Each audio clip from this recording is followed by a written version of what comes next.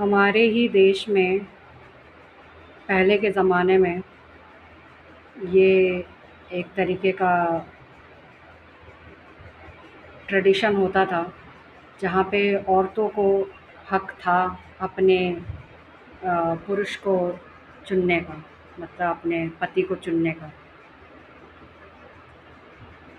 जो कि एक रूप में आप कह सकते हैं फॉर एग्ज़ाम्पल स्वयंवर भी होता था, जहाँ पे पुरुष की शक्तियों को टेस्ट किया जाता था।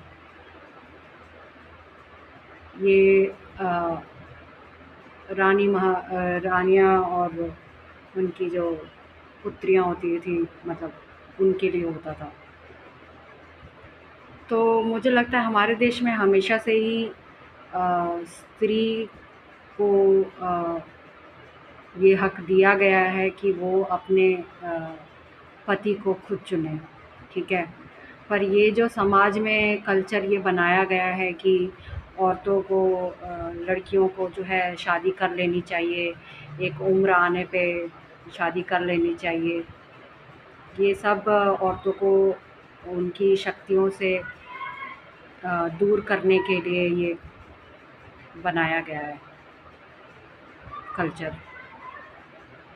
शक्ति जो है जब तक अपनी शक्ति का एहसास नहीं कर लेती, एक औरत जो है अपनी शक्ति का एहसास जब तक नहीं कर लेती, मुझे नहीं लगता औरत को शादी करनी चाहिए।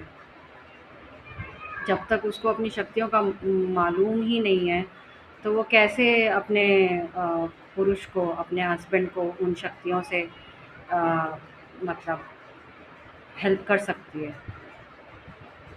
आप एक यंग लड़की को अगर शादी कर लो, तो वो कैसे अपनी शक्तियों को समझेगी? वो शादी के ही चक्कर में फँसी रह जाएगी कि वो पति के लिए टिफ़िन बाँधना है, घर के काम करने हैं।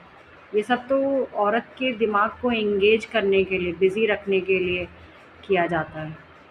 बेसिकली औरतों को जो है फ्री रहना चाहिए मोस्ट ऑफ़ द टाइम, कि ताकि वो सोच सकें, समझ सकें, अपनी फ़ेमिनिन एनर्जी में रिलैक्स कर सकें, तभी वो अपनी शक्तियों का एहसास कर पाएँगी।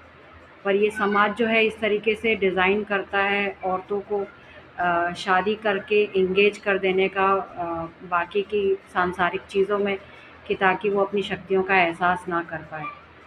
क्योंकि अगर एक बार औरत अपनी शक्ति जान जाती है तो वो बहुत ताकतवर हो जाती है और समाज के लिए एक तरीके से थ्रेट हो जाती है, और फिर